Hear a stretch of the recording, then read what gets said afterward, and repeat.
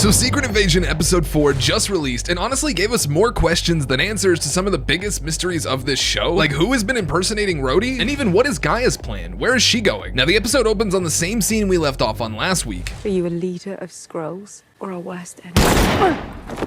After spending pretty much an entire episode setting up Gaia, and then obviously confirming that she was the mole, Gravik ices her and then leaves her in the forest, giving us our first answer of the episode. And then we get this whole scene of her using the Super Skrull airport scanner, and on the monitor it says Extremis specifically, so I don't think she's gonna go full Floral Colossus like Gravik does later in the episode, but... And next up we get another flashback with Fury and Vara, this time set in 2012, right after the events of the Battle of New York. As I was watching all the news coverage of those guys' heroics over in the States. You can even see the French newspaper here, and I really love the attention to detail here. In the first flashback, he looked like he did in Captain Marvel, and in the second flashback, he looked like he did in Avengers 1. I appreciate the continuity, Marvel. But it's directly after this scene that we get the biggest confirmation so far in the entire show, and that is, yes, everybody, round of applause, Rhodey is a Skrull. Yeah, it was like Undertaker level.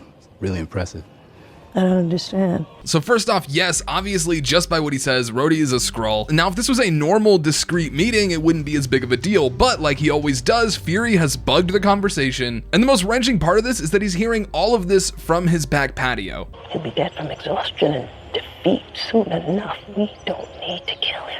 Also in this scene, we get a line about President Ritson, and this is the first time we've ever really heard anybody talk about Ritson and give him like some sort of character. President Ritson doesn't find out that the sun's come up unless I brief him. I fired Fury. And we'll talk about Ritson a little bit more later in the episode, but it's interesting that they're starting to flesh him out a little bit. And then we jump back to Gravik and the rest of the Skrulls preparing to attack the convoy. Now there's two things I want to point out in the scene. First off, Gravik doesn't tell anybody anything. You would think you would immediately tell your number 2 that you found the mole, but no, he just lets him stress out about it. Take a look around, G. There's a reason Gaia isn't here with us. She's the mole. I've already taken care of her. Yes, sir. And the second thing to point out here is Gravik is actually telling his men to make it loud like the Russians. Remember, we want him to think it's the Russians.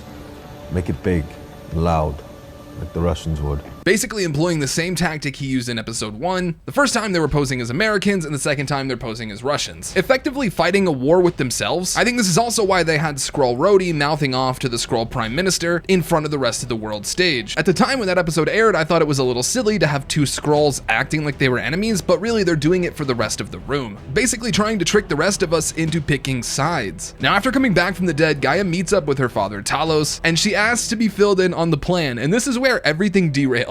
Talos basically tells her it's the same plan as it was 30 years ago, to which Gaia replies, You were delusional. and then she just straight up gets up and leaves. Now what's tragic about this is I'm pretty sure this is the last time they talk, meaning the last thing Gaia said to her dad was this. Now after conferring with Rhodey and realizing she's supposed to kill Nick, Vara or Priscilla, I still don't know what her name is, she goes back to her house only to find Fury there without his ring, which is effectively a sign of the conversation to come. And I don't know who Vara thinks she is, but the fact that she does this blatant gun move right in front of Fury kind of shows you that she really doesn't want to do this. And then Fury mirrors that by not pulling out his gun even though he knows there's a threat. He even waits a few lines into the conversation to say, Even now, as I sit here knowing you plan to kill me with that pistol of yours. and this is about as cute as spy double espionage can get, but they don't shoot each other when they both go to here. That is cute, right? I think it's cute. And then next up is my favorite part of this episode by a landslide, mostly because it confirms one of my other theory videos, and that is that Rhodey is a Skrull. Now I do want to point out, during the shower scene, we get a shot of this girl's face. Now my gut reaction to this was I thought this was actually Talos' wife, but after going back to episode 1 and rewatching the flashback scene, Talos' wife actually doesn't have freckles, and she has a big purple line down the middle of her head that this girl doesn't. And if you go and check the credits, this girl is listed as Rava or Rava. Funnily enough, she's actually shown up in a few Black Bolt comics, but as far as I know, she hasn't appeared previously in the MCU. But what's really interesting about this is it kind of mirrors that scene from episode 2. See, there we have Talos playing a girl to distract the guards, and here you can even see how much she appreciates her own skin and then how disgusted she is to wear Rhodey. Really just driving home that point that we hear people say so many times throughout this series, home in your own skin. Don't you want to live in your own skin? Now, something I wanted to point out here is that Rhodey's apartment is super nice, like way too nice for a government salary, which is funny because that's something Nick says about his suit in episode 1. And so what does Nick do? He brings a very expensive bottle of whiskey because he can tell that this imposter Rhodey is a little gold hungry. And yes, that bottle is actually very expensive. The lowest I found it for was $3,500, although I'm sure with same day delivery, it was much more expensive. But let's just take a second to appreciate how much of a spy Nick really is here. He knows that Scrody can't blow his cover, so he disarms his thoughts about the drink being poison by throwing a ton of misdirections. First, he talks about his ancestors, even though obviously his ancestors are Skrulls. This is to make Skrull Rhodey double down on the lie and forget about the drink in front of him, because now he's mentally prioritizing the lie instead of obviously thinking about the drink. And just when the Skrull imposter Rhodey thinks she's nailing this, Nick sets her up hook, line, and sinker by saying, All you got to do to keep my mouth shut about all this, give me my job back. and then boom, she's totally forgotten about the drink, slams it, and at which point Fury has already won. And something else I wanted to point out here is the show is actually showing us two different levels of spy. One is a master in Nick Fury, and one is terrible in Gaia. See, in the last two episodes, we've seen them both do the same thing, except Fury executed his well, and Gaia didn't. See, in last episode, Gaia looks at Gravik while she's lying and says this. Is that what you do? I'd lie. I'm a good liar. Which is exactly what happens here when Rhodey asks Nick, Should I be worried about poison? Poison? No. What? Nano trackers. and then there's literally trackers in it.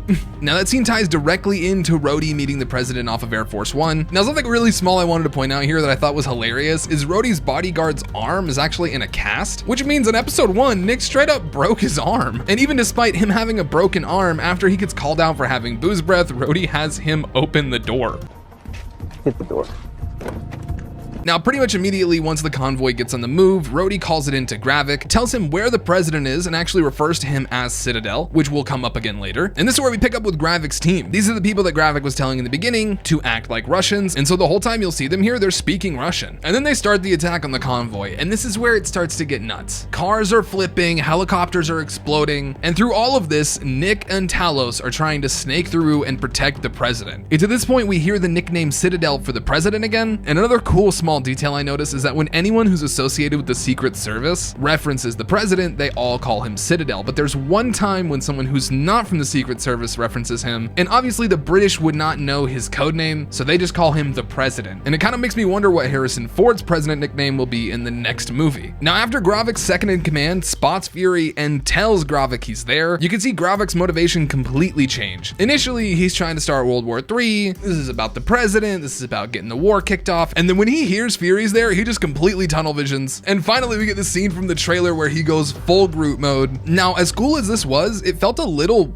anticlimactic. He just grabbed the dude, pulled him close, and then stared at him, and that was the only time he used it. It is super cool to see him use that, but at the same time, I'm like, you know, where's our big fight scene? I'm sure it's in the next episode between Gaia and Gravik, but still, I don't know, I just wanted more Floral Colossus in my life. But the interesting part about this is it shows us that he has the Floral Colossus abilities, so does he have the other two? It's kind of hard to tell. I'm sure that's a reveal for later, but right here we get to see what a Skrull can do without powers, and that's because Talos straight up punches through bulletproof glass. I don't remember how many inches thick precisely the windows on Stagecoach 1 are, but I know they're not messing around. So the fact that Talos breaks that, I mean, talk about some power in those hits. Now it's at this point that we get one of the saddest parts of the whole episode, because not only has Fury lost Maria Hill, but after he gets shot, he looks right down at Talos and says, Talos, hang in there. I'll be back for you.